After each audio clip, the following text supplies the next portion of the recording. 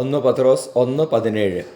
ഓരോരുത്തനെയും പ്രവൃത്തികൾക്കനുസരിച്ച് നിഷ്പക്ഷമായി വിധിക്കുന്നവനെയാണ് നിങ്ങൾ പിതാവ് എന്ന് വിളിക്കുന്നതെങ്കിൽ നിങ്ങളുടെ ഈ പ്രവാസകാലത്ത് ഭയത്തോടെ ജീവിക്കുവിൻ. പരിശുദ്ധ പരമദിവ്യകാരുണ്യ നേരവും ആരാധനയും സ്തുതിയും പുകഴ്ചയും ഉണ്ടായിരിക്കട്ടെ. ഹല്ലേലൂയ. ഈശോയെ നന്ദി. ഈശോയെ ഞങ്ങളങ്ങേ സ്തുതിച്ച് ആരാധിക്കുന്നു. Hallelujah, hallelujah, hallelujah, hallelujah. ഈശോയെ അങ്ങയുടെ സ്നേഹവും കരുണയും ഞങ്ങൾ ഓർക്കുന്നു, ഞങ്ങളങ്ങേ ആരാധിക്കുന്നു.